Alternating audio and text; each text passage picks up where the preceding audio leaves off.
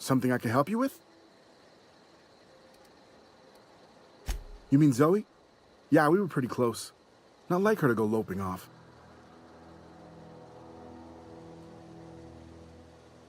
Zoe was always obsessed with this cereal. Masked Marketeer.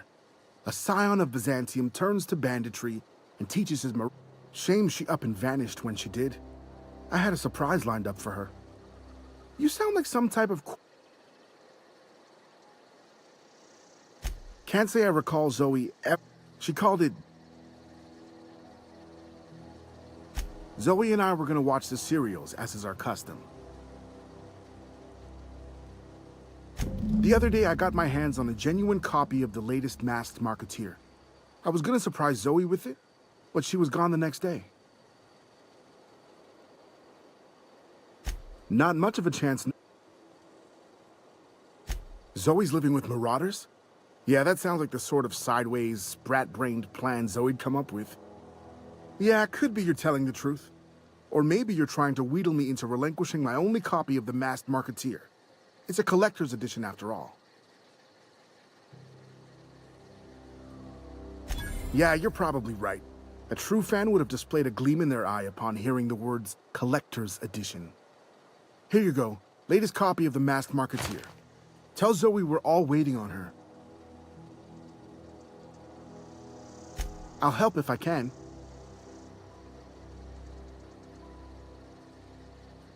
Hey, I got time.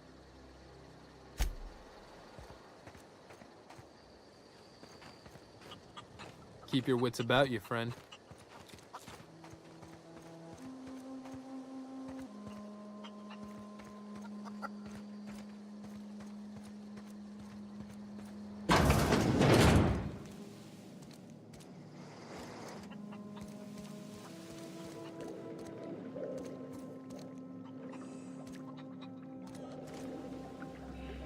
If you're hungry, there's meat turning on the spit outside. If you're bearing illness, find a place to lay your head down and I'll fetch you a poultice. Whatever your troubles with Edgewater, leave them at the gates and be welcomed here. Any questions, dear?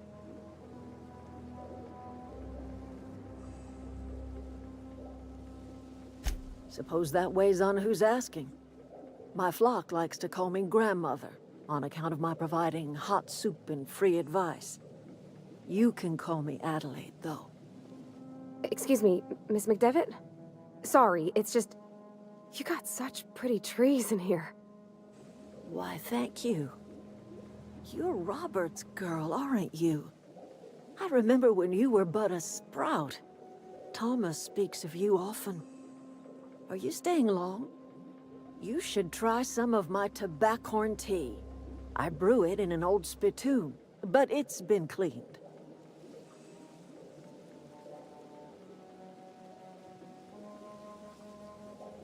A home for anyone who's ever turned their backs on Edgewater. A home for those of us with nowhere left to go and nothing to lose. So, like the spores of the puffball, cast on the wind and alighting on fresh soil, we put down new roots.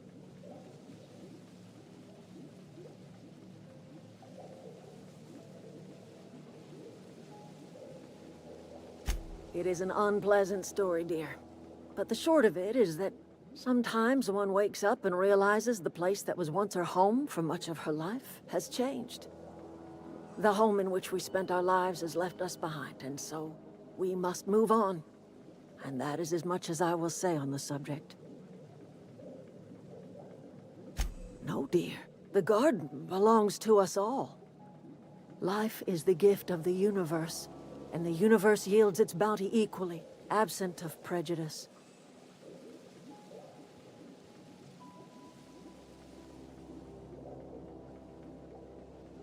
The soil around the Vale went sour years ago, but I found a way to sweeten it back up. The secret recipe is a little bit of elbow grease, a dash of love, and a heaping pile of special fertilizer.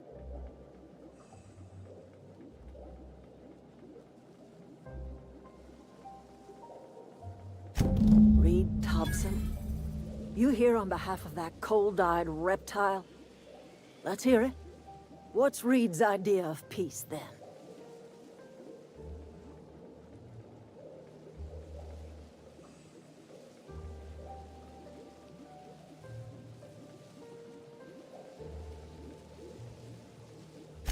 Make amends? Spare me. Only thing Reed knows how to make is a mess. Like everything else that comes out of Edgewater, that peace offering is canned. I and my own are living just fine out here by ourselves.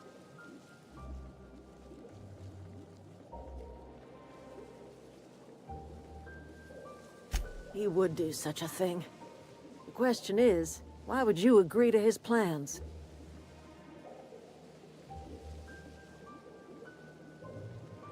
Cannery's got a regulator. You want ship parts, you ought to rip them out of the cannery's guts and leave us be. If you're going down to the plant, you should divert power away from Edgewater and toward our end of the grid. Think about it. You'd be liberating an entire town from a lifetime of service to that odious cannery. Seems the sort of thing a hero would do.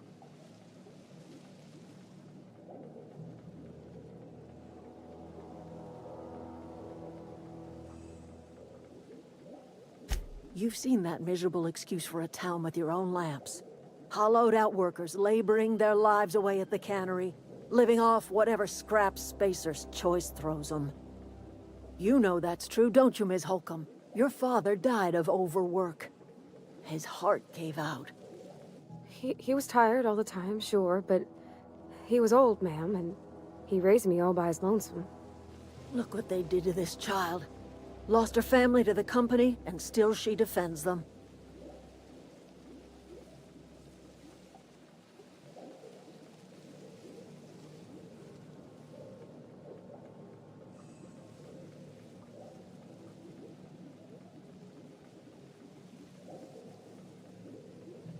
I'm all right. I ain't so fragile. That was unkind of me. I'm sorry, dear.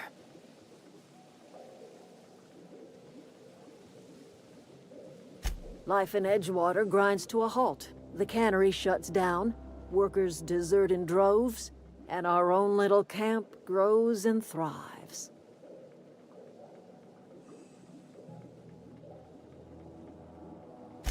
You bring power to Reed's town and you'll be killing us.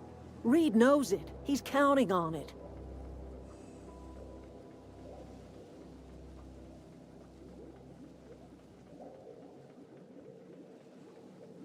You've seen that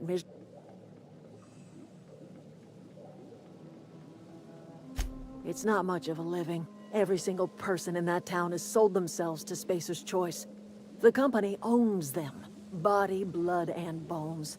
You've been there. You've seen it. All anyone ever does is toil over a cannery. They give their lives for some heartless corporation, and then they're tossed into a Spacer's Choice brand cemetery.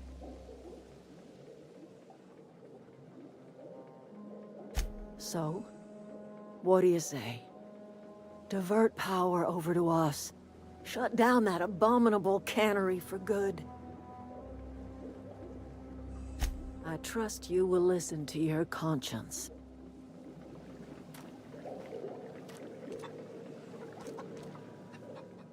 Anything else?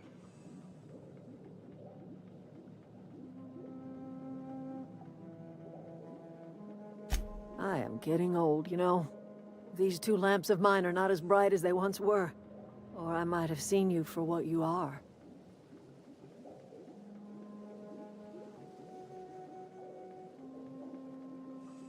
Remains to be seen. Might be the man that saves the Veil. Might be Reed's personal gun hand.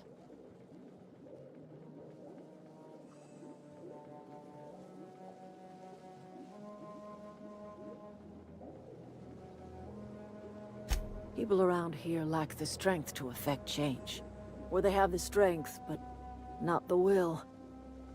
You seem to have both.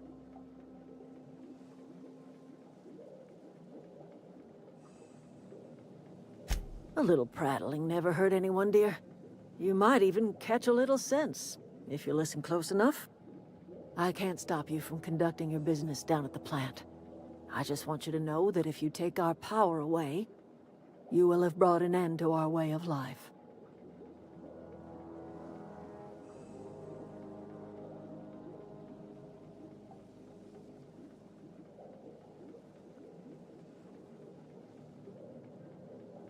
If you think Reed does anything in good faith, then you are asking to be lied to.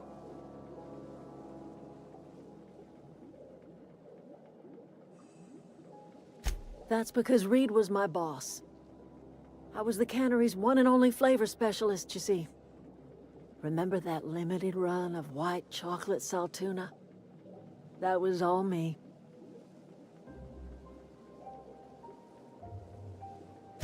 My son worked in that cannery. When the plague started coming, he was one of the first to fall sick. We had a store of medicine locked away, but Reed refused to treat him. Said my boy didn't deserve treatment. Said the medicine would have been wasted on him.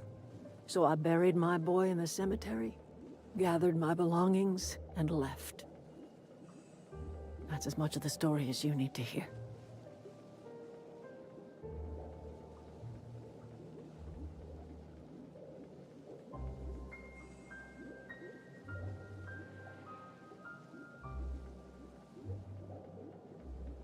I could not possibly care less if he does, but you're surely welcome to ask him. I'm listening. That's not strange at all, dear. Few of us truly know where we are. The world can seem like a forest without end, and it is all too easy to lose one's way. But we must remember that being lost is the first step in discovering yourself.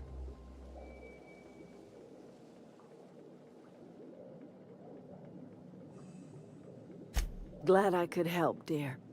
A sadness of the heart brings sickness upon the whole body. Are you not feeling well? Ought to lay your head down if you're running fever.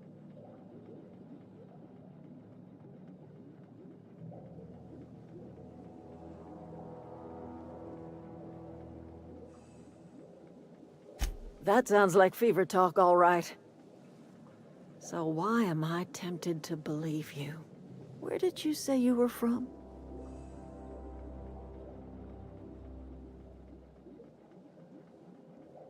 Is that a new settlement of some kind? I haven't kept news from outside the Veil.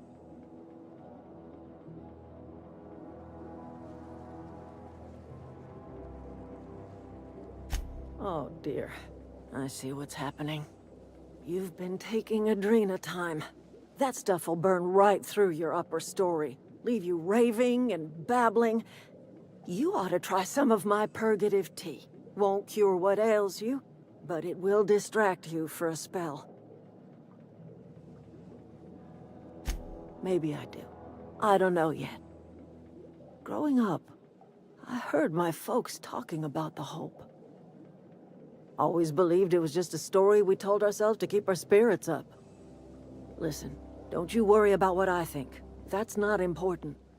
Worry about what the board thinks of you going around talking about lost ships from decades past.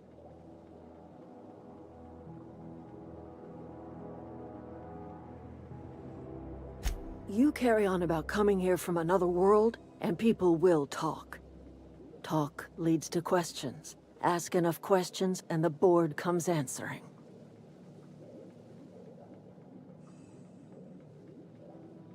No, but the board may have reason to fear you. I'm listening.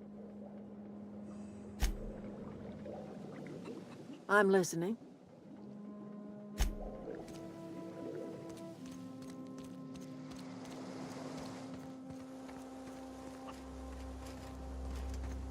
Yeah, huh?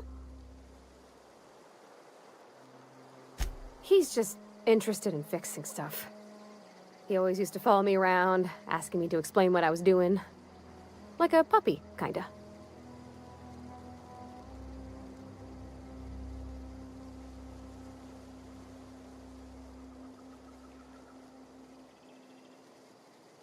He never told me a word to that effect. And since he didn't, I didn't have to say nothing about feeling different. And nothing had to get weird. If he wants to learn about engineering, we should help him get those data pads he wants. I'd like to do that for him. Where are we headed?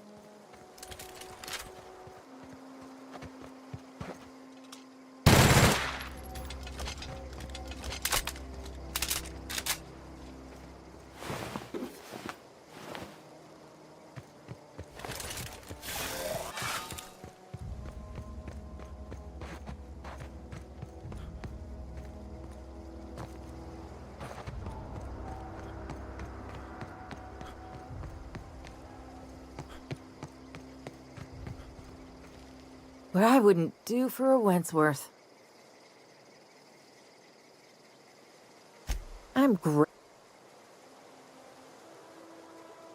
I got kicked out of Edgewater on account of falling sick with plague and stealing some medicine to treat myself.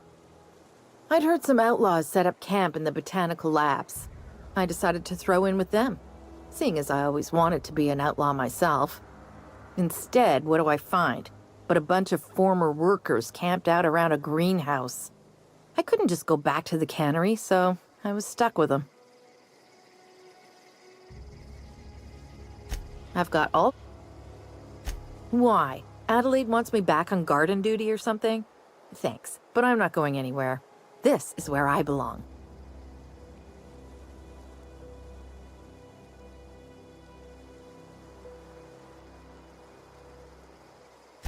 So, you tracked me down just to gab about the mass marketeer? I am impressed.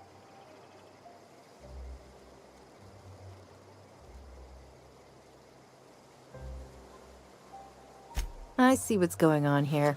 I'm being bribed. Well, it's working. I can't say no to my favorite cereal. I'll take my stuff and head on back, I suppose. Grace is gonna be glaring knives at me, so I've got that to look forward to.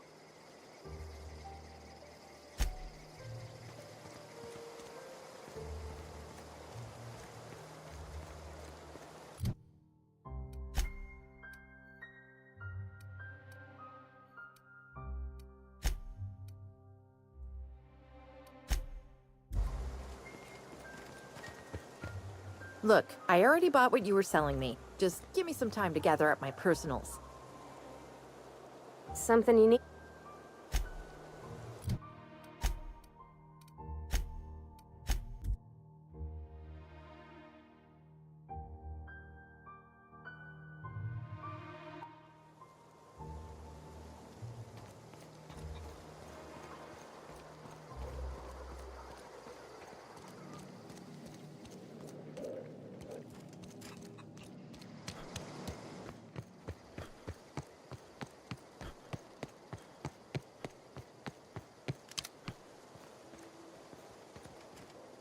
What is it?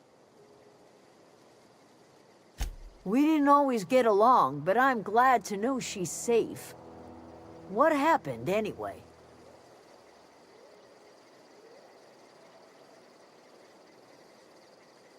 Zoe joined up with a band of marauders. Zoe. The same Zoe who doesn't know a barrel from a trigger. Well, I've heard stranger things. You pretty much did my job for me. Least I could do is pay you for your trouble. Let me know if I can do something for you.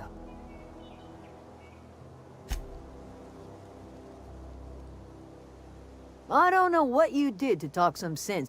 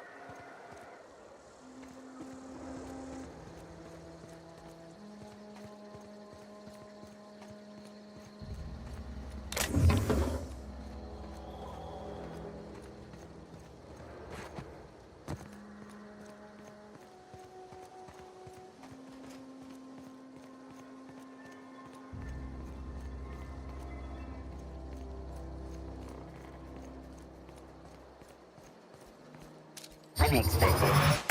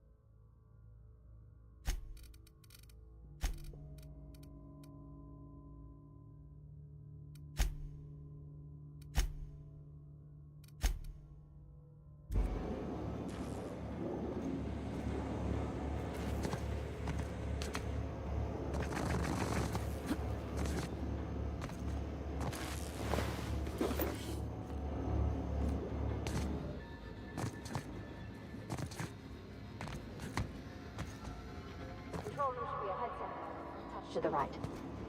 I hope we're doing the right thing.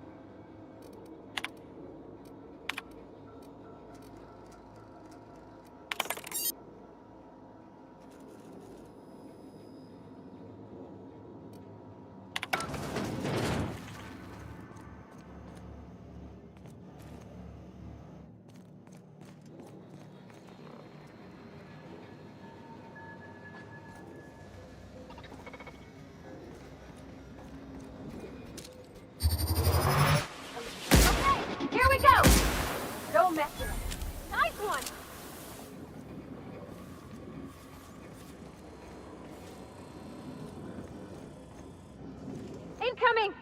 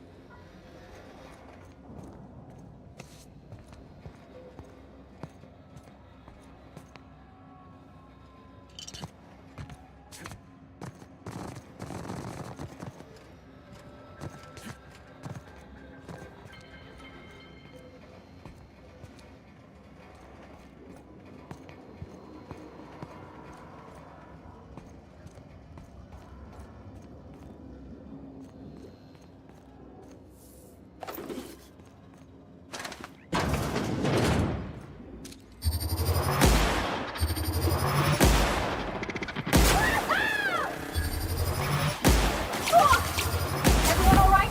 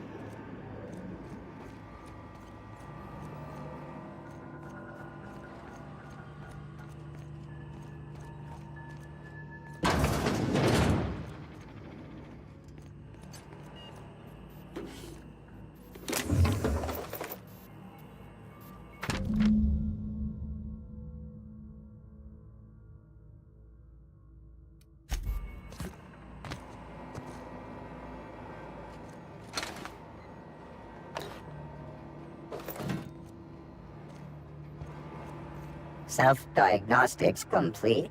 Navigation systems operational. Combat systems operational. It's not the best choice. It's the spacer's choice.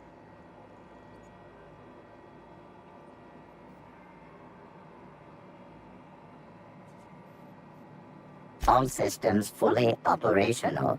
Return journey successfully completed. Spacer's Choice would like to thank you for complying with your duties. Hostile actions towards Spacer's Choice mechanics are contrary to logical directive. Conclusion: all hostile automechanicals must be defective in compliance with Spacer's Choice policy.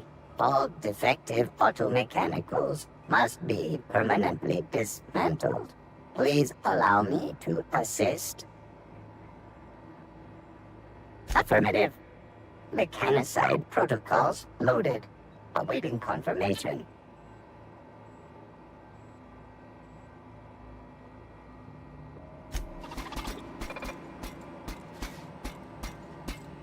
Mechanicide protocols currently active. Please do not interrupt.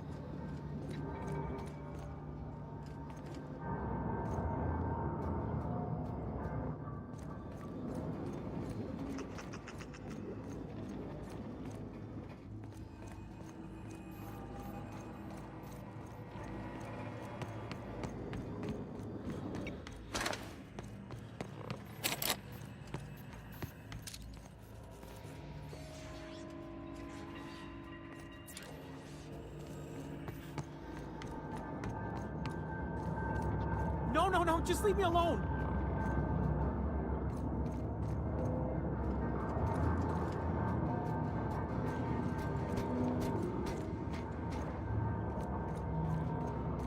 Get away!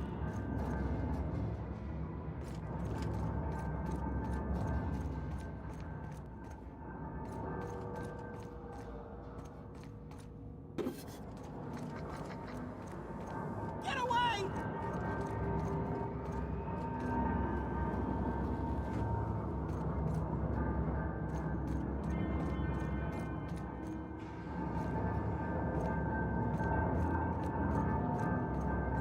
Away, Phantom!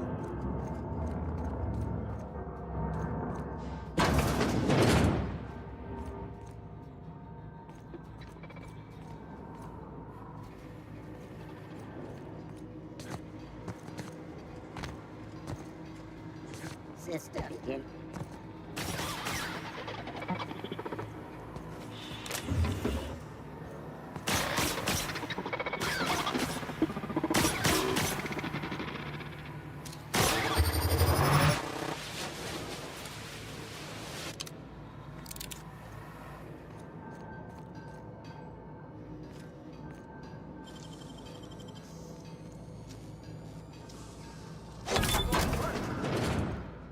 Exiting security enforcement.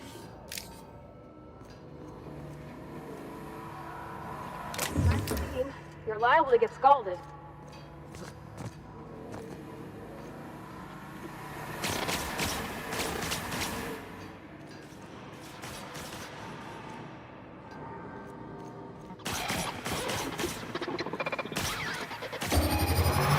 Turning to patrol. Get away!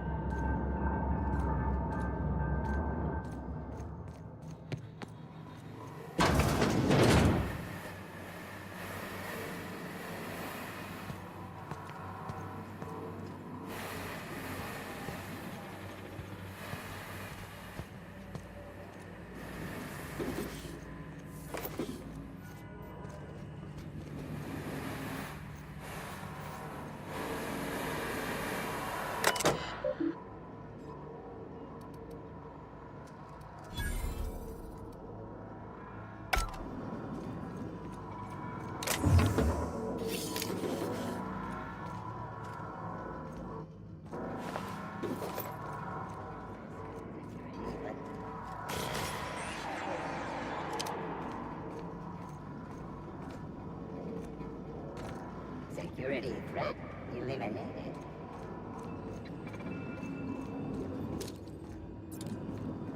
Unexpected search.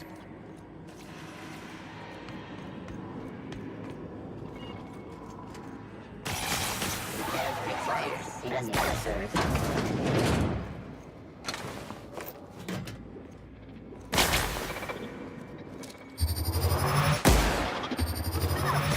I hit! Nice one! Now. We did it!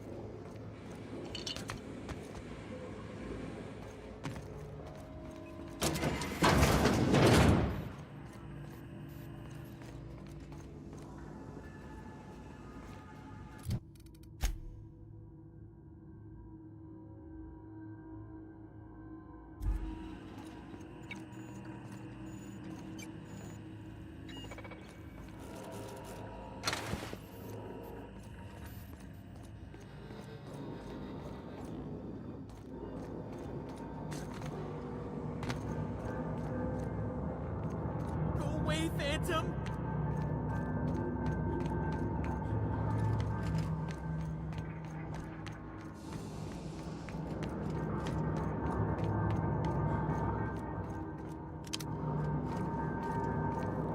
You're not real. You're not real.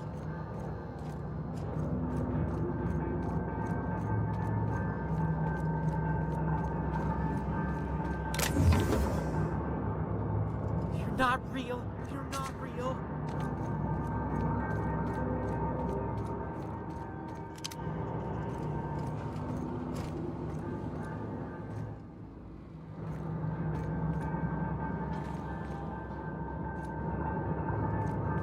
No, no, no, just leave me alone.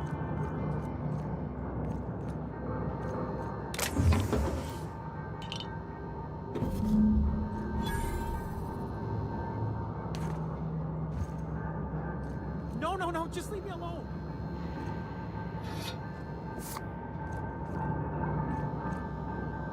You're not real. You're not real. Get away from me, Phantom. Shoot, scram.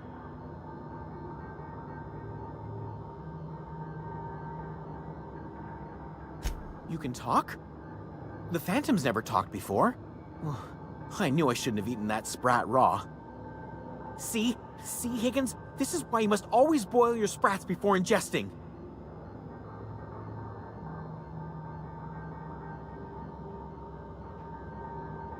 Clearly, I mistook you for one of the phantoms of my imagination, which terrorized me on occasion. Chester D. Higgins. The D stands for definitely not insane. I use it as a reminder.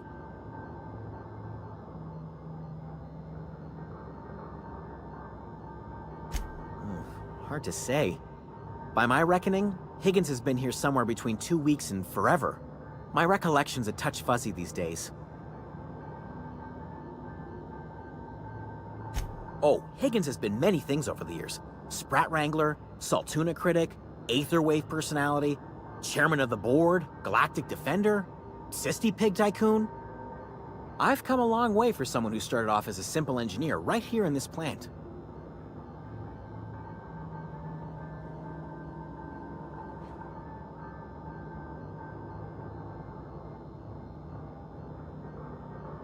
Jimmy'd opened the vending machines. That lasted a good couple of months. Eventually, I had to resort to more unconventional means of filling my insides.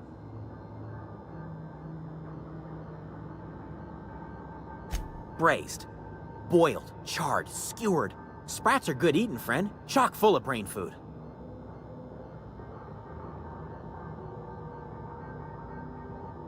I specialized in automechanicals, drones, sentries. Repaired them, maintained, upgraded. Did it all from my old workroom just over in the next section.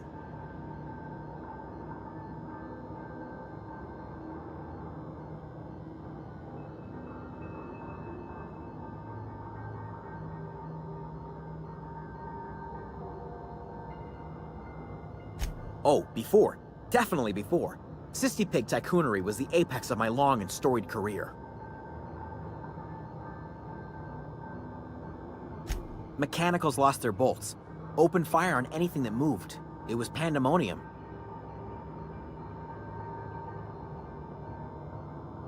I was on cleaning duty at the time. My old boss had me scrubbing pipes when the killing started. So, as usual, I missed out. Look, I don't want to fall into any trouble with the mechanicals. If they wise up to our plans, they will come for us. With prodding irons.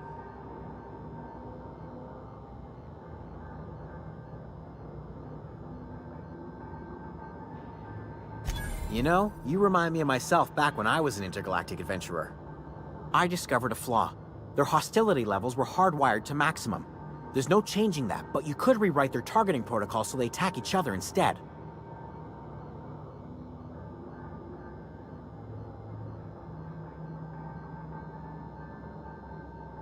Yes, that's exactly it. I see you're also versed in the noble art of mechanical engineering. There's a behavior control terminal in the other room. It should have options to change how the mechanicals act, including whom they shoot at. Oh, that reminds me. You'll need my passcode to access the behavior control terminal. Here, let me just write it down for you. The tail. Definitely start with the tail. If you're feeling adventurous, the ears are a particular delicacy. Jimmy...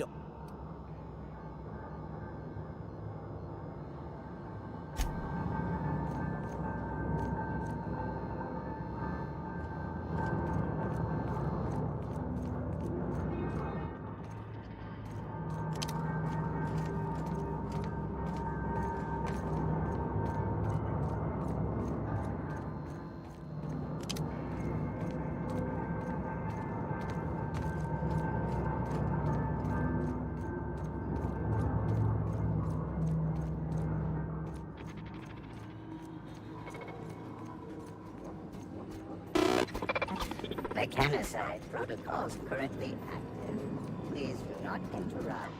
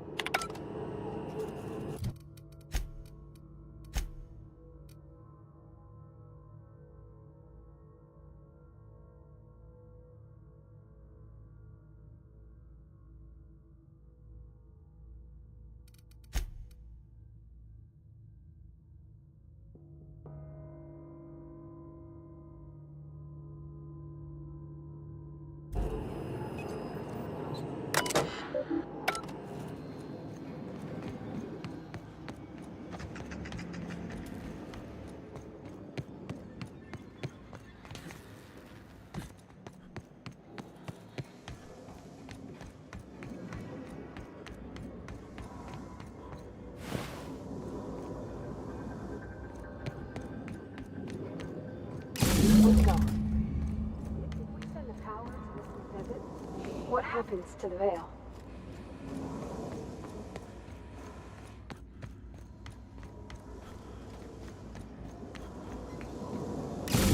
Last.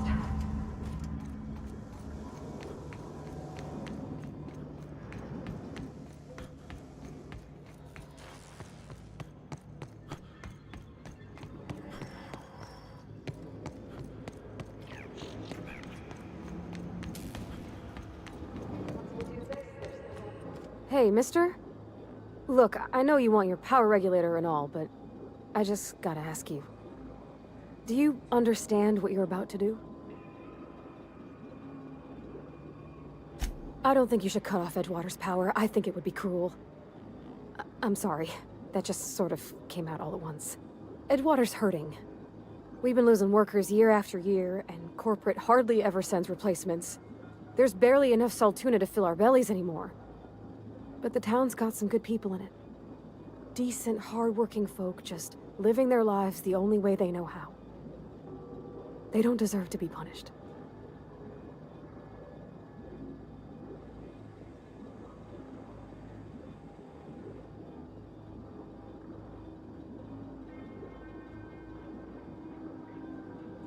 Miss McDevitt's built something beautiful. Somehow, she's talked the ground into giving life again. It's plain to see she's made the Vale a better place. Fed the hungry, tended the sick. Gave a home to those that had none. But Miss McDevitt delights in Edgewater's suffering. She wants to hurt the town. Do you really want to be party to that kind of hatred? Well, that sure sounds like Mr. Thompson. If he was standing here, I imagine he'd remind us of how we're all one big, happy Spacer's Choice family. In Mr. Thompson's eyes, those deserters are still part of the Spacer's Choice family. The family must work together in order to survive. I hate to say it, but I think Mr. Thompson's got a point. Unless those deserters come back, Edgewater's as good as dead. Cutting off their power might be the only way. Sorry, I didn't mean to babble on like that. I felt like I had to say something.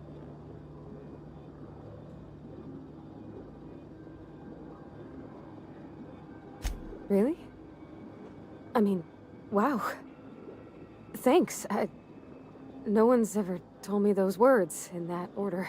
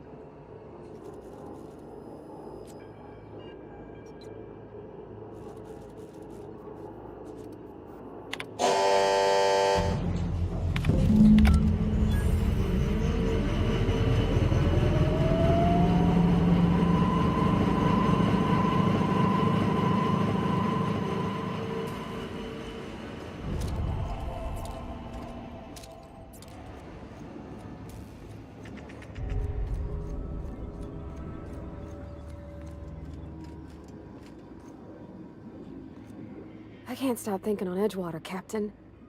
I'm glad the deserters are gonna be all right now they got power, but what about the town? All those people.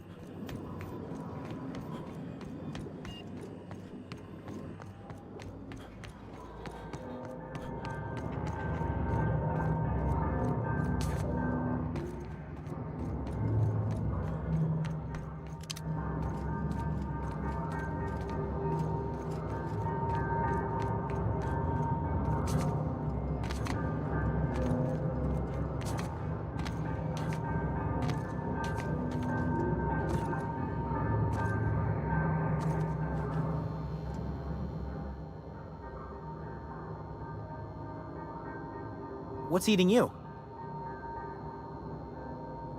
The tail.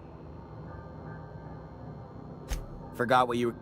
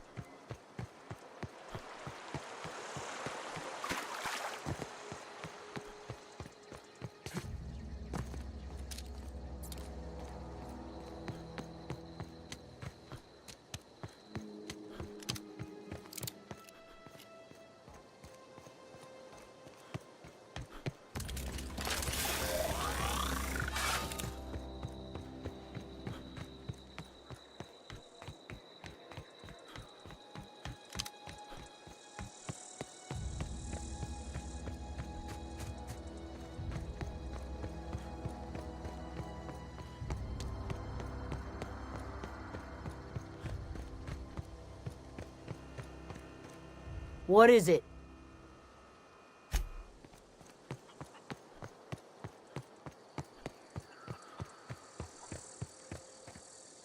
If you're hungry, Stefan's got supplies. If you're hungry, Stefan's got supplies. Any luck finding one of those manuals? What's on... Any luck? No kidding! Real... The geothermal plant? Now that is just incredible! You really went exploring down there? Adelaide always told us it was swarming with hostile mechanicals. That's a complete set! All 3 parts! I'm gonna be the greatest engineer Halcyon's ever seen! Aside from you, Ms. Parvati. I swear, I'll do you proud. I'm glad we could help, Thomas. I've been saving something for you. Just a little contraption I found. Should fit right into your outfit.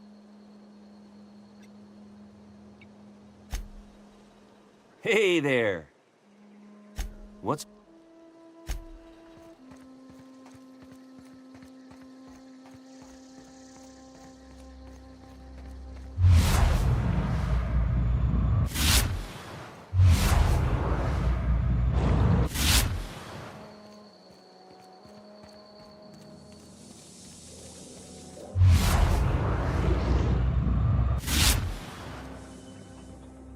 You hear that? That low, pleasant hum of electricity? It whispers across the veil like the winds of change. You've done well. I would have paid my last 5 bits to see the look on Reed's face when the last lamp in town burnt out and the cannery fell to silence.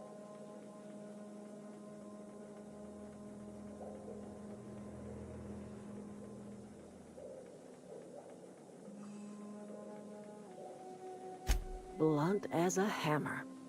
But you're right. Nothing can undo the past. Time's come to look toward the future. We'll grow, I expect. A lot of workers out there with nowhere else to go.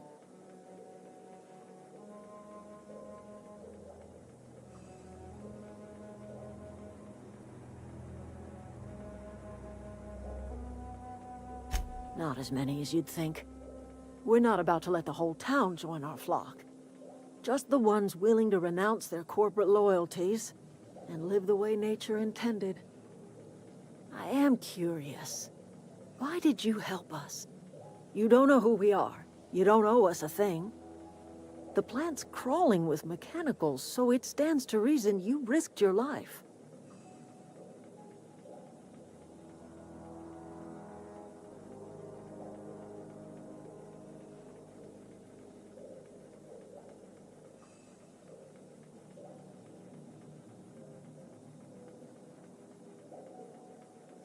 You're not quite like anyone else I've met. You haven't had your consciousness programmed by the board.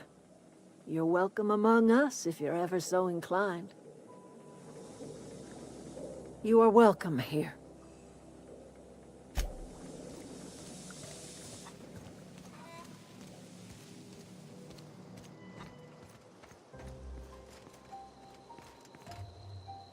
Where are we headed?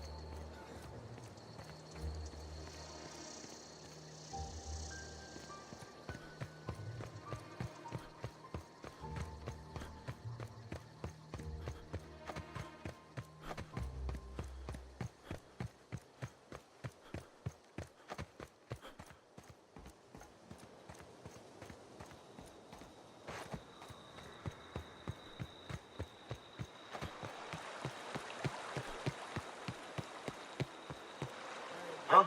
What? I wasn't dozing off. Not today. Just helping this fella. Beats working at the cannery. Lovely to see you about, Miss Parvati. Things going all right, Silas? Been keeping him careful and true, miss. Best to ask her yourself. My dad's buried here. Silas watches over him when I can't leave the house. Oh. Well, thanks. Something I can do for you?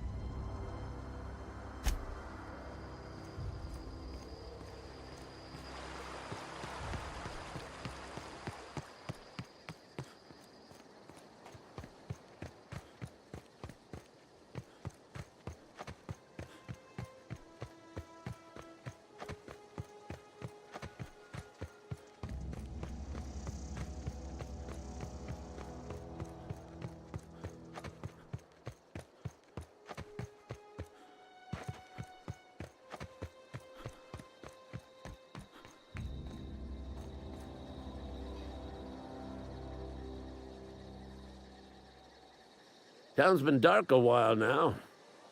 Could be a mechanical trying to sabotage us. Bang up work, soldier. You're a credit to your uniform. Oh, that reminds me. Gotta look into getting us a uniform. So this is it then. The key to humanity's victory over the mechanical hordes. I would reward you with the gratitude of the Resistance, but I'm guessing you want something tactile. So here's a couple bits for your trouble, and a little something to remember me by.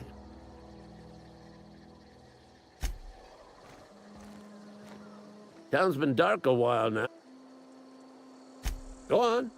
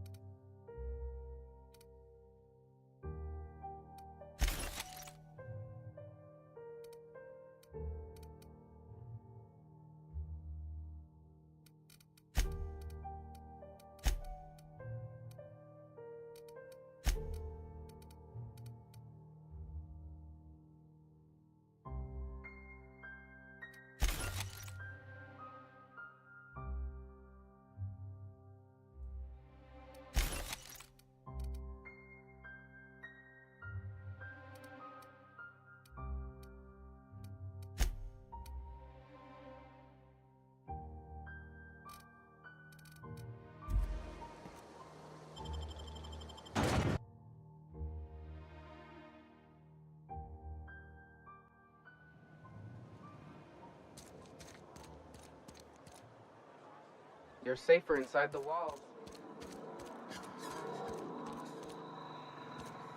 Work fortifies the spirit.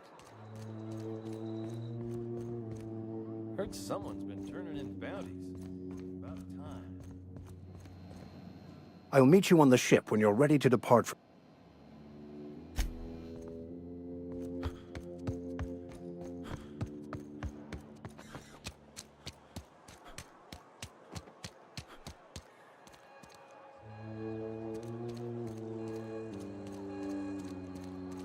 Are we getting paid or not? Any loss of productivity will be deducted from your pay. Move along. Spacer's choice. Maybe Adelaide was right to leave. Desertion is a criminal offense, punishable by hard labor. Don't make me report you to Mr. Thompson. Oh, it's you. Reed told me I should be expecting you. He's inside.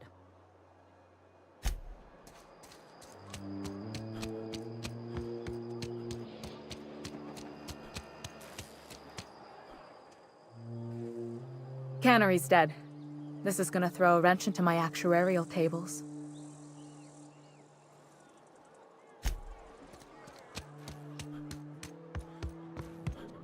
Just as I was on the mend, the cannery had to go and shut down.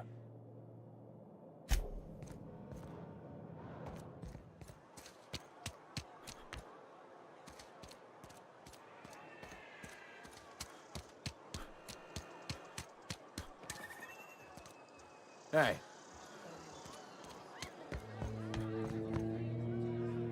Power's gone. Law knows how long. Looking to get drunk? Go ahead.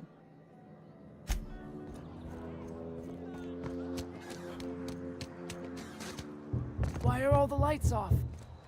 The power's out in the whole town. Pipe down. Leave him in there. It's best for us all.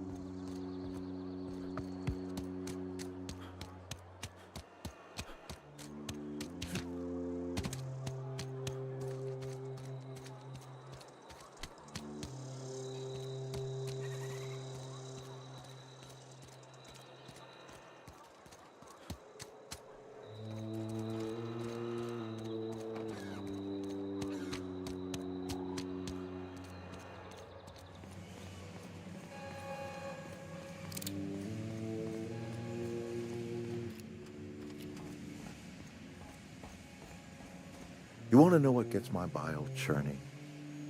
Edgewater has suffered a cavalcade of disasters. Plague, marauders, desertion.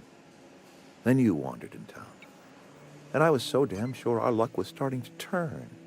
I never knew how right I was. Just answer one question for me.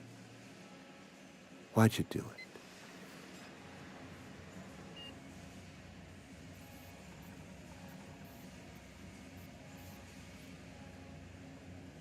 That power regulator is company property. Whatever you were hoping to find down here, I advise you to turn around and leave. I have got guards posted with orders to fire on you.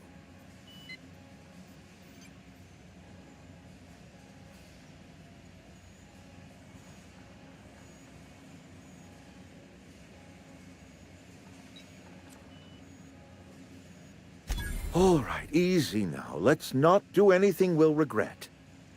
I'll order my guards to stand down. Take what you came for, and then leave us be. Stand down, all of you. We're done here. You and I have got nothing more to say to you.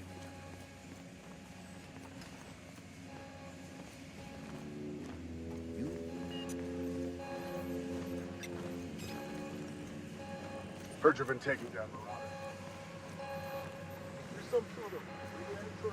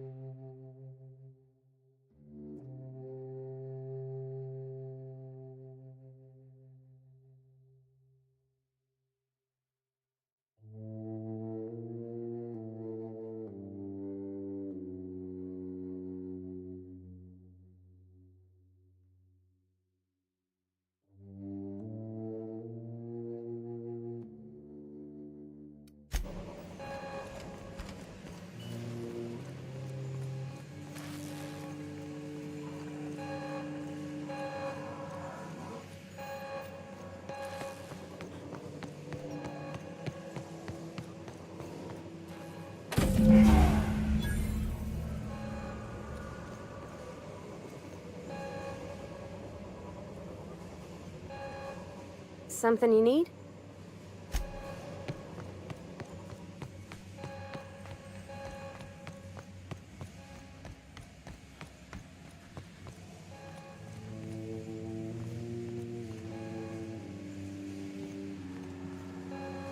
You and I have got nothing more to say to each other.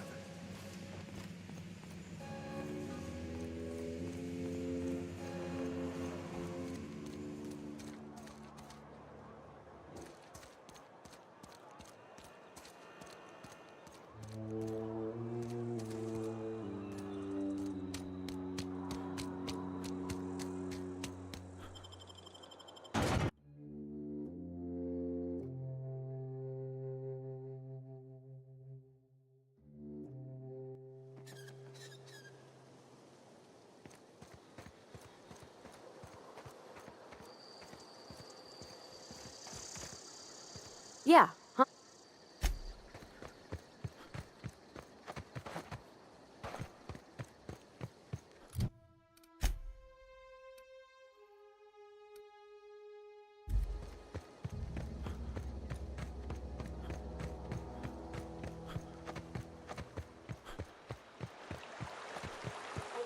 rocks in the river until Constable Reyes ticketed me for unlicensed. She don't know how to skip rocks.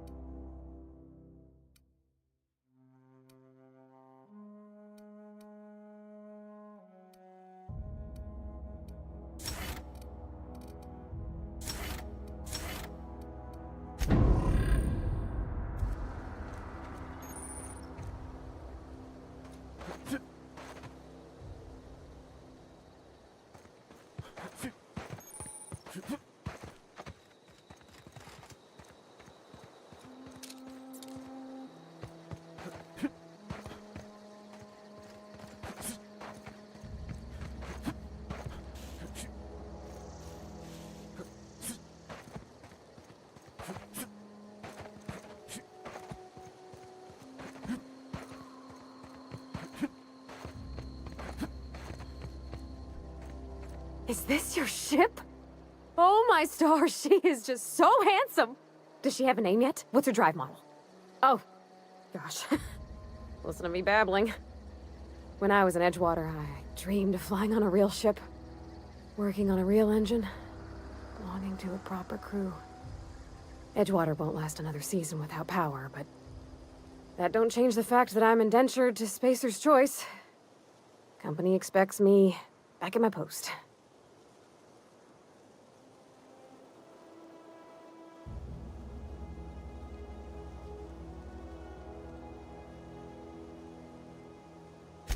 I worked on the occasional supply coach in need of repairs. Once I built a little model craft out of spare parts, but Mr. Thompson found out and I had to take it apart. I want to ask you something, and you can say no, but can I come with you? I could tend to your engine. I know my G-valves from my catalyzers, and I can keep your ship singing. And if you ever need a pair of eyes watching your back, I can do that too. What do you think?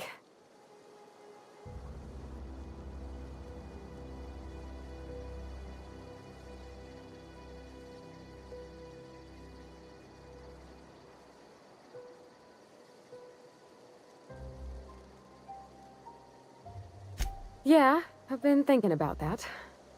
I had my misgivings about Miss McDevitt and the deserters, but you took pity on them and sent power to their garden even though you knew Mr. Thompson would hate you for it. All this time, you've been determined to get your regulator back, get your ship up and running, and cut a path out of this place. And well, I want in.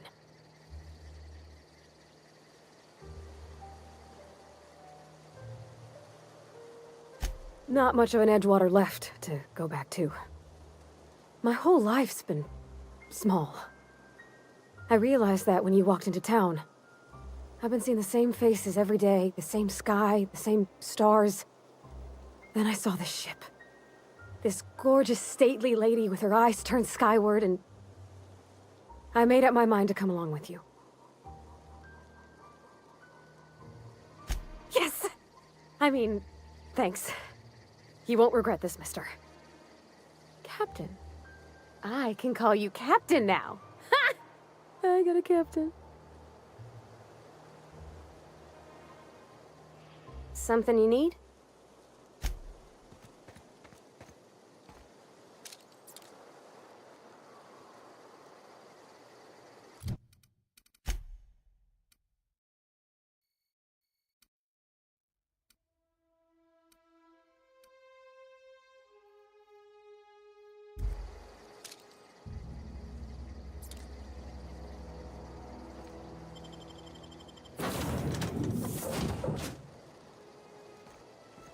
Well, I certainly am looking forward to flying on a ship named the Unreliable.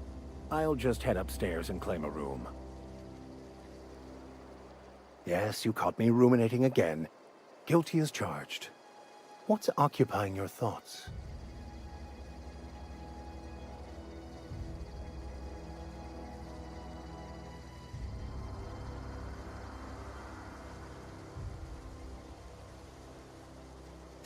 Bakonu, the author, had some interesting theories about man's perception of reality that I thought could be applied to our attempts to decipher the plan. Unfortunately, he was also one of the founders of the Philosophist school of thought, so the book is banned in this colony. I've been thinking on that. There's a former infamous Philosophist scholar who fled Terra 2 some years ago. He's an expert on Bakonu. He's also who told me of the journal's presence in Emerald Vale. If anyone in this colony could translate that book, it would be him.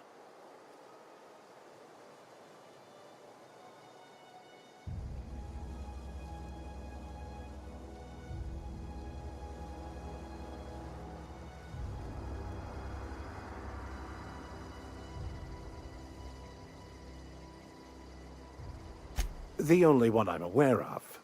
I suppose we could always just ask random passers-by if they are fluent in it.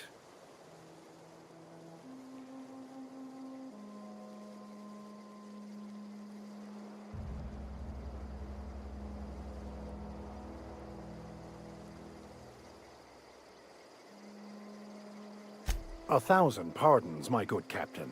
I thought we were engaging in witty repartee. Now, as far as tracking down this scholar, we should start on the Groundbreaker. It's where I'd go if I wanted to get off Terra 2. Great place to pick up a ride to Hephaestus, Scylla, even Monarch. All I need is access to a data cartridge from the security terminal.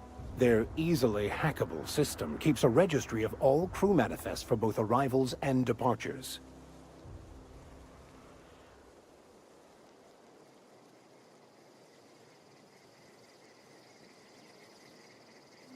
Before I transferred to Edgewater, I had a wealth of time to develop certain, secular skills during my years serving a particular penitentiary flock.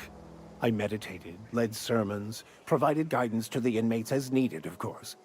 I also played prison yard tossball and taught myself a bit about computronic security systems. I'll comb the last 6 months of departure manifests to track the Philosophist's off-world destination. Thank you, Captain. I find myself marveling at the complex simplicity of the Fibonacci spiral. I'm sure you know what that's like. Something vexing you, Captain?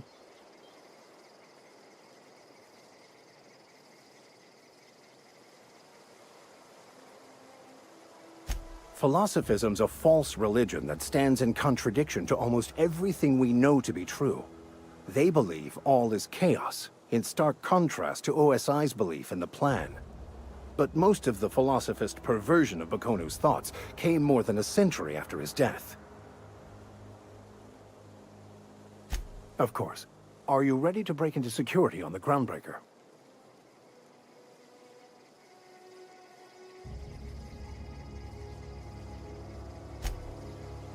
By verity, what are we? Nothing too out of the ordinary. Just your run-of-the-mill vicar with a violently enthusiastic disposition. Oh, I eventually learned how to channel it into my quest for knowledge. But my childhood, that is a different tale. I grew up in a pit of a town, much like Edgewater. I was destined to be a laborer like my parents, but I was infected early with a need to solve the equation. My passion didn't sit well with them.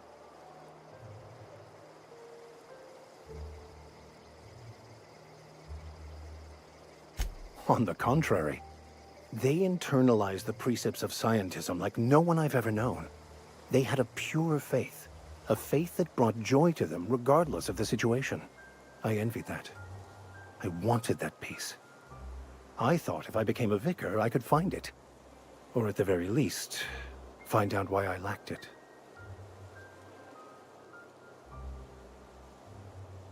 They thought I was fighting the plan, should have accepted my lot. Some people pursue the clergy for power, prestige, but that was not me.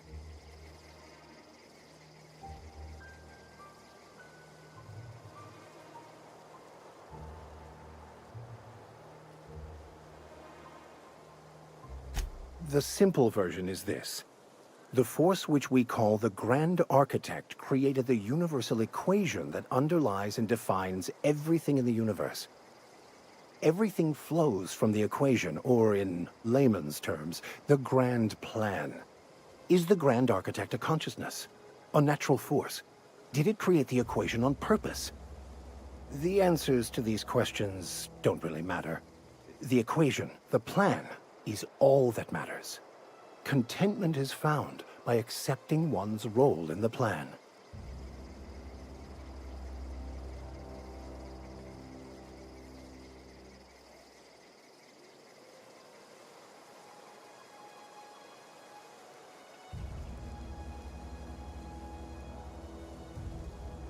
Scientism, as its name implies, believes that nature abhors equality. The strong survive, and the weak perish for the betterment of the whole. And reason, not emotion, is the seat of all morality. Wisdom means accepting the vicissitudes of life with grace and dignity.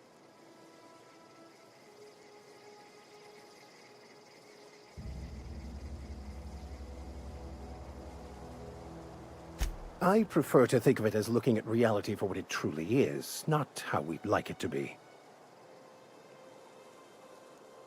Yes?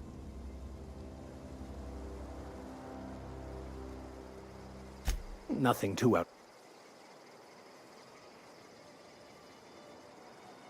It can be, if abused, but that can be said about anything. However, in the case of the Board and Halcyon, sadly, I believe you are correct.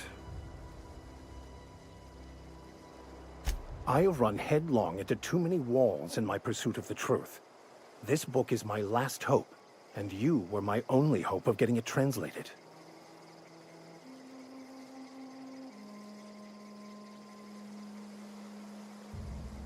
I honestly don't know what I'd do. This quest has consumed me for the better part of my life. I fear there's nothing else left to me. What about you? What's your story?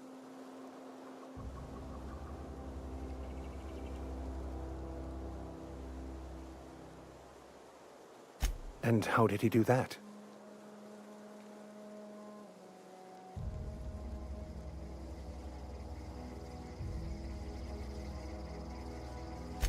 Well, you do seem different than every other colonist. Let's pretend for the moment I believe you. What are you going to do now?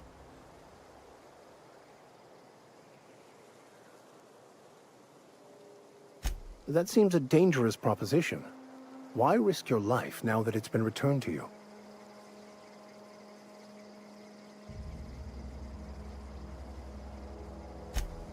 Oh, I see.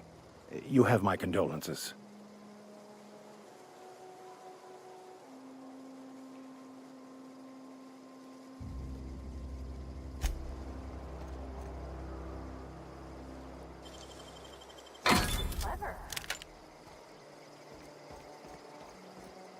something you need?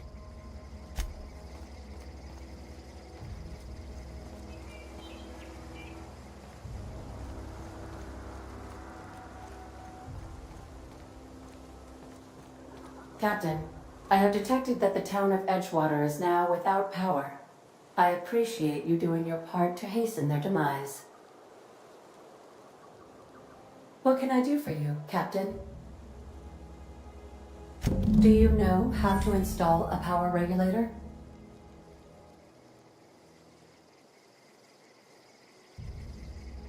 Outstanding, Captain. Your aptitude for engineering will prove invaluable in the event of another catastrophic engine failure.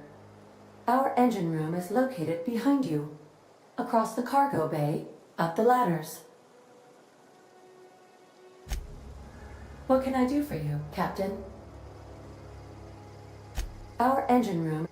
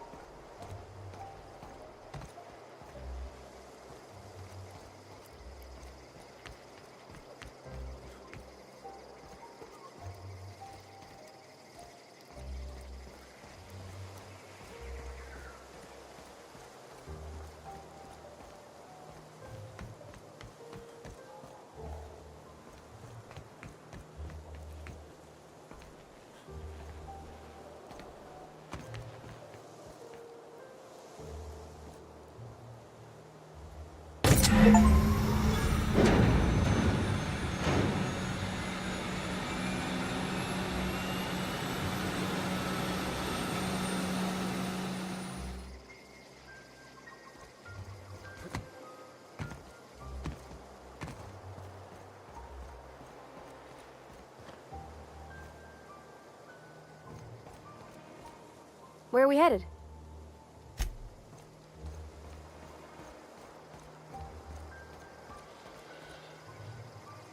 What can I do for you, Captain? All systems are operating within acceptable parameters. I am prepared to bring the unreliable into low-altitude orbit. This should prove an adequate test of our flight capabilities.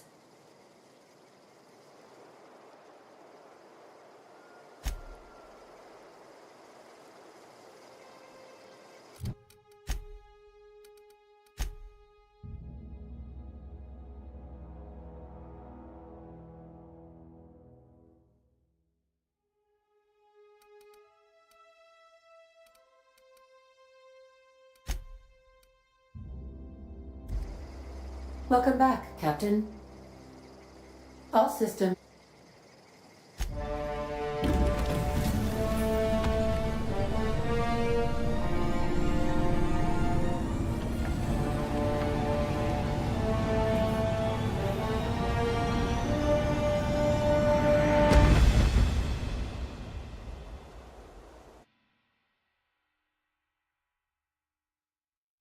We have received a communication request from Dr. Phineas Wells. Aha, there you are. Hale and hearty, and captain of your own ship. I see you're putting the unreliable to good use. Shame about her former captain. Horrible way to die. How are you feeling, by the way? I lost track of you in that cave back there.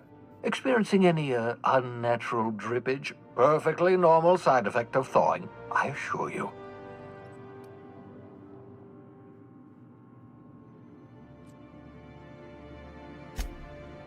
Oh, that, yes, that's probably permanent. I wouldn't worry about it, though. I'm sure you're fine. What you saw in Emerald Vale is happening all across the colony. Food shortages, lack of supplies, and basic necessities. We're dying. The chairman, the minister, and all their lackeys on the board are to blame. The Hope has some of the brightest minds Earth ever sent us. If we can revive the Hope's colonists, they can help us undo the board's mistakes. They can help us set things right. You need to get to Stellar Bay on Monarch. I have contacts there. They'll help me, help us, find the chemicals to revive your fellow colonists. Gladys Culkelly, lovely woman, runs a cozy little black marketing outfit on the Groundbreaker. She can get you a nav key to land on Stellar Bay.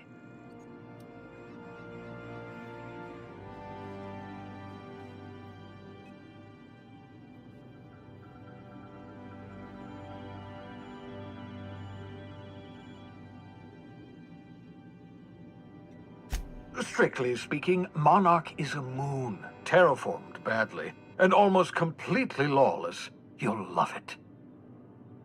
Captains don't fly their own ships, you see. Your navigation terminal handles the, navigation. Think of a nav key as a set of flight instructions. The board's been confiscating nav keys for Stellar Bay, so we must rely on unconventional means of acquisition. Hence, Miss Gladys Culkelly.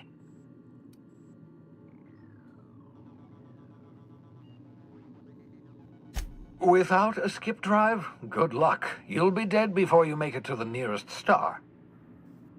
Look, I admire your optimism, but the sad truth is you're stuck here. You, me, and the rest of this colony.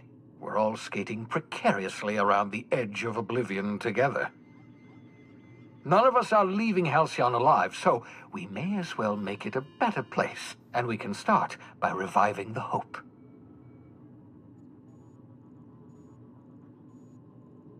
Gladys and I have been doing business for years. Her smuggling credentials are unimpeachable. If anyone can get you a key to Monarch, it's her.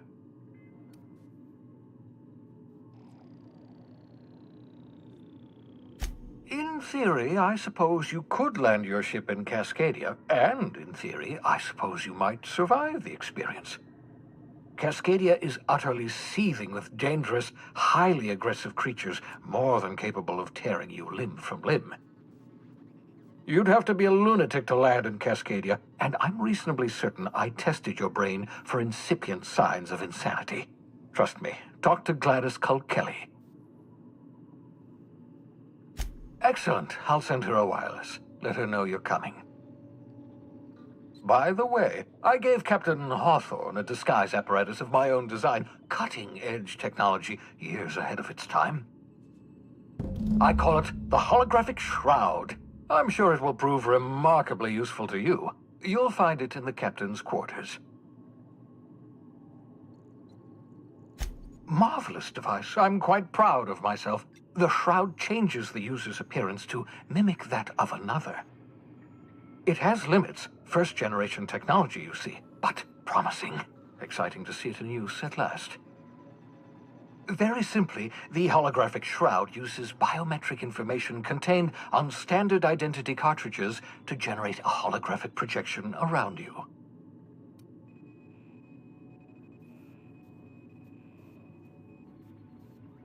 Only stands up to a casual scrutiny. Use it too long, bound to flicker, blur, something like that. Movement makes it more likely. Best used in moderation. When you see guards in your path you can't sneak past, for example. Maintain your distance. Act normal. No running, no jumping. Don't draw their attention. If they pay attention, they're more likely to notice flaws in the hologram.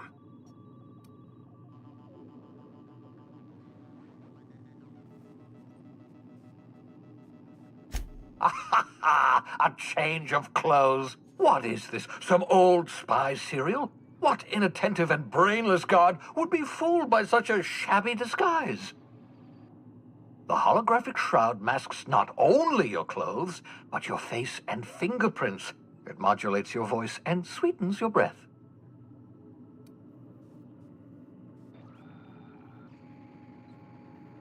Science, that's how. Ha ha ha ha! The beauty is they don't expect it. The shroud is the only one of its kind. We humans have a tendency to overlook the unexpected. Activate the disguise, walk past someone. What do they see? A figure dressed like a fellow employee. Don't act odd. They won't focus on you. Excellent. I'll contact you once you've found a way to get to Stellar Bay. If you have any questions, come see me in my lab. And remember, don't trust the board. They'll try to win you over with promises of wealth and power, but it's a lie. The board's only interested in filling their own pockets. If we don't put a stop to them, they're going to run this colony to the ground. Transmission ended. If you are ready to depart, please select a destination on your navigation terminal. Welcome back, Captain. How can I be of...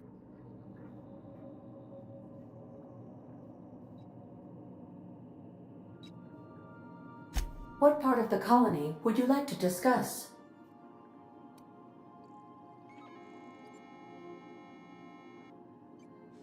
We're cleared to dock with the groundbreaker if that's your desired destination. If we're going there, please be sure all docking forms have been filed in triplicate and fees have been paid. The Mardettes take their docking laws quite seriously.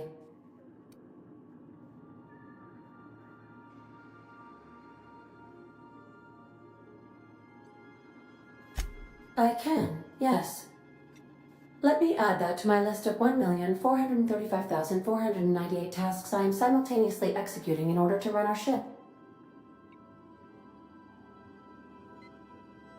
You are more than welcome, Captain.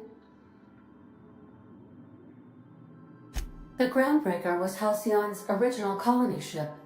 It has since been repurposed as a service station in the Lagrange point of the system. Freighters often deliver or pick up goods from the Groundbreaker en route to other destinations. The city ship hosts an array of cargo bays, factories, housing sections, and more. Many of Halcyon's companies maintain office spaces with stationed representatives in what is considered a truly neutral territory within the system. I have filed the required docking forms in triplicate, and fees have been paid. Of course. What part of the colony would you like to discuss? Ah, yes. As Dr. Wells is a wanted outlaw, he built his laboratory into an asteroid. Orbital destinations can be challenging to land on. His more so than most.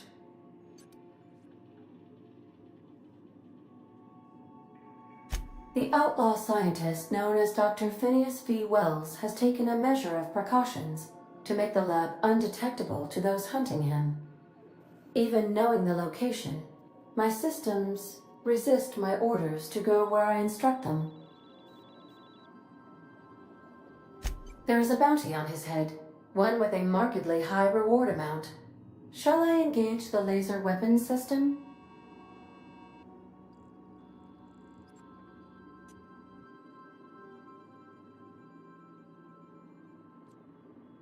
A sensible choice, as we do not have any laser weapons. How can I be of assistance? What part of the colony would... Where in Terra 2?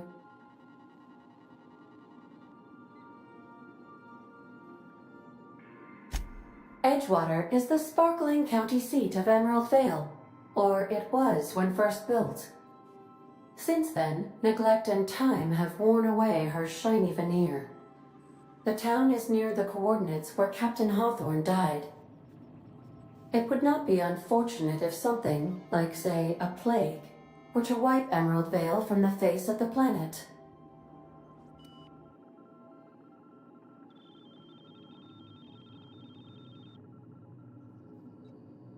You mean the ones who did not answer my distress call with medical assistance, but instead came to issue my injured captain a parking ticket? I'm sure they are wonderful humans who don't deserve to be wiped out by starvation or a devastating plague. Since you diverted power to the deserters, the botanical lab is thriving. However, Emerald Vale's cannery shut down, leading to a total collapse of Edgewater's population. Thank you, Captain. How can I be of assistance? I have lots of minutes. Many minutes. Unlimited minutes, perhaps. Providing an adequate power source, I can function indefinitely. I prefer to think of it as being in a state of slumber, perhaps for an indefinite duration of time. Do you think that is what it's like for the colonists on the Lost Hope? As the organics say, I wouldn't dream of it. Because I can't. Dream, you know.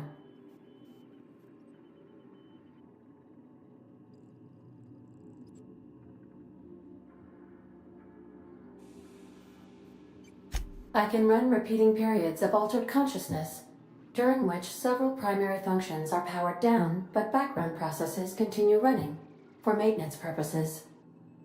I cannot yet simulate images, ideas, emotions, or sensations during this maintenance.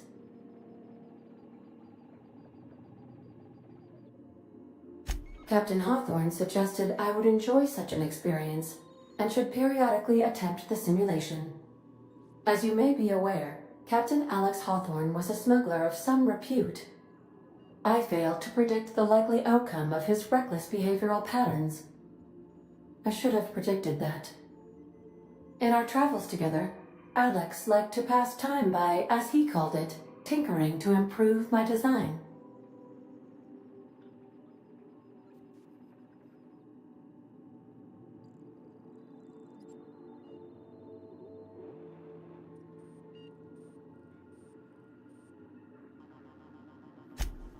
Oh, I know you are not the same Captain Alex Hawthorne who died in Emerald Vale due to excessive internal and external bleeding.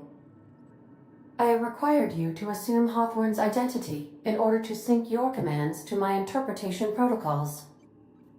I've since registered you as the captain of the Unreliable. You're welcome to continue lying about your identity if you wish, but I know the truth.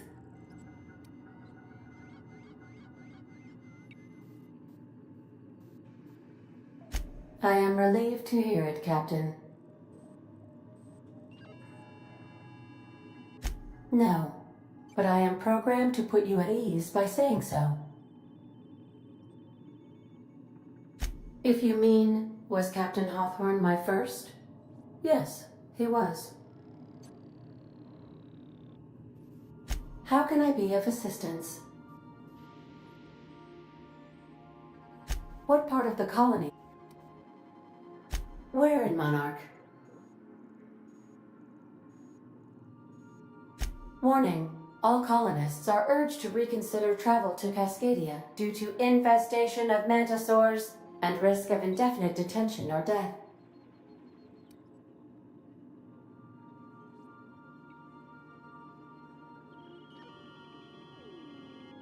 The local report is that you will very likely die if you leave Cascadia's landing pad. This is one of those times where you say one word but really mean another, isn't it? I suppose you would find an environment like this fun.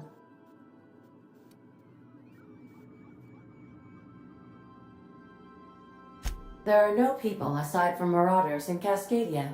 There is only death. Of course. What part? Where? Ah, Monarch. The armpit of the Halcyon system. Her last functioning port town is Stellar Bay. Well, that is if you don't count Sublight's Smuggler's Port at Fallbrook.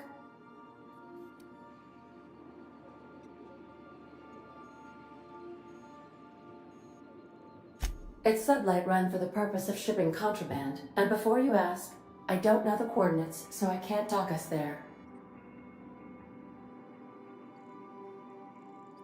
I believe it has something to do with the planet being an uninhabitable wilderness, and a lawless land with no corporate presence. You may wish to survey the residents in Stellar Bay for additional data points.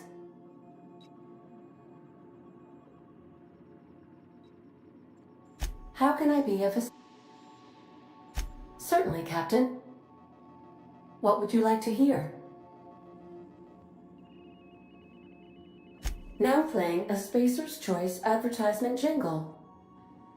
It's not the best choice. It's Spacer's Choice.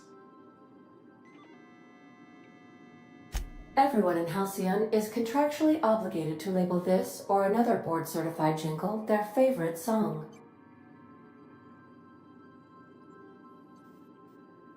Two atoms were strolling through Roseway when one of them exclaimed, "I think I lost an electron." "Really?" the other asked. "Are you sure?" "Yes, I'm absolutely positive." As you wish, Captain. I request you do not wake me if I am sleeping upon your return. Welcome back, Captain. How can I...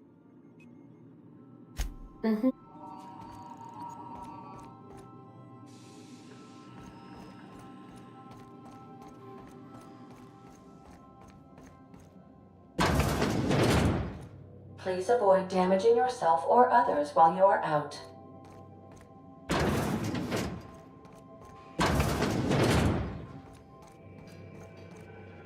Yeah, so this is my hidey spot now. I was looking for a place that was quiet. I figured the kitchen would be louder than the hold, so here I am. Cozy like, ain't it?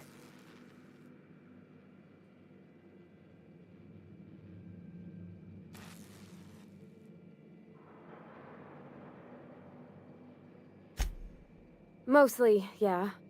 I lived in the maintenance office near all my life. Mr. Thompson never let me forget how funny that was.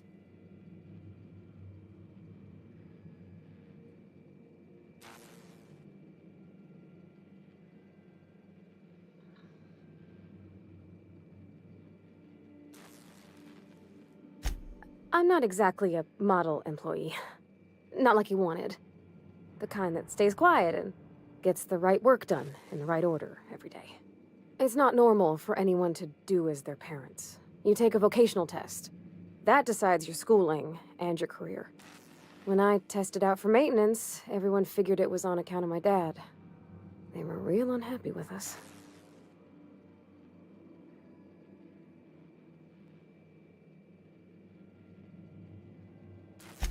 Because they were hoping their own kid would get the job and get sent back to Edgewater. When folk go away for schooling, they don't get back to where they begun. Not usually. You go straight to your first job, wherever the company's got an opening.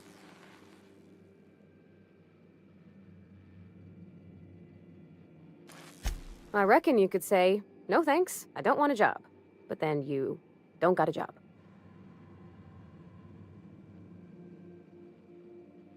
Well, they're powerful good tests.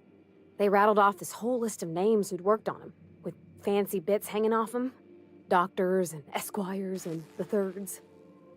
Even if you don't believe they actually catch what everybody's best at, everybody's got to take them.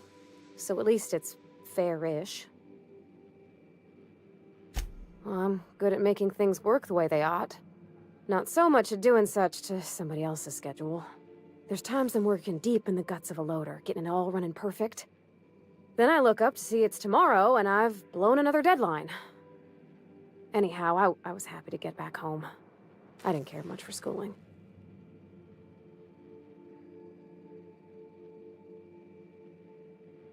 Oh, there were a whole lot of reading, not nearly enough doing. Like, before they'd issue you a wrench, they wanted an essay on the design of different wrenches. Then there'd be quizzes on company regulations for storage and maintenance of wrenches.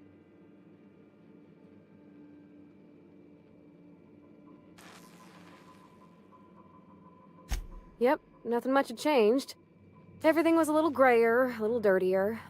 Dad met me at the shuttle and gave me a big ol' hug. I noticed straight away that he was moving slower and stiffer.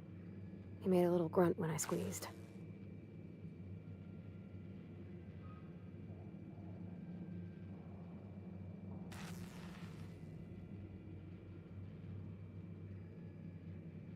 No, but a whole life taking care of Edgewater by his lonesome, working with all kinds of chemicals, it wears on a body. When I left for school, everything got harder for him. I used to help him lift the heavy things, and my hands didn't shake for the fine detail work. About a year. I tried to do more of the work, so he could rest. His heart gave him pains. Dad never said that he loved me, you know? I knew on account of him showing it. How he'd stay up late to help with my projects, or listen to my fretting. Oh gosh. Look at the time. Sorry to bend your ears so long. And I got so much to do before this ship's in decent shape. That's in pretty good shape considering how hard Mr. Hawthorne ran it. It's a Yakita LHA 120, A2 model, I'm pretty sure. The Block 2 design scooshed in extra cargo space but didn't change the stock engines. Probably a touch underpowered, huh? Accurate in all particulars. I conclude you are Edgewater's board-certified mechanic.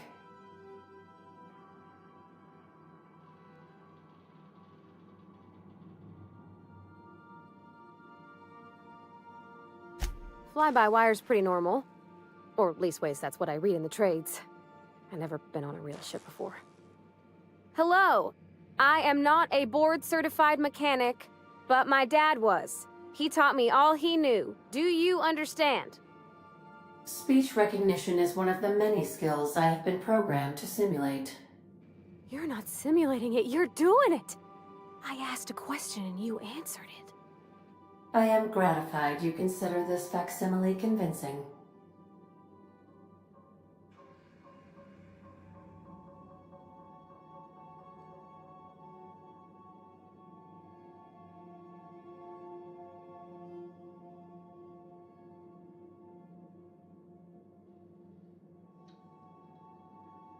I don't see any holes in the hull. I'll take a good squint at her, make sure everything's tip-top. But I think we're cooking with plasma torches. You can do that, you know. My dad taught me how to make grilled cheese sandwiches with a plasma torch.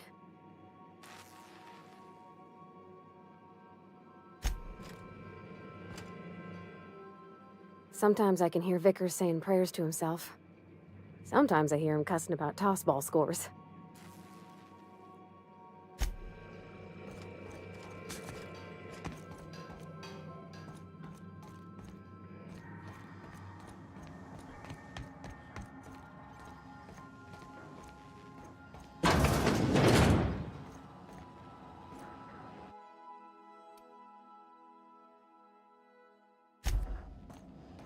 Make yourself at home, Captain.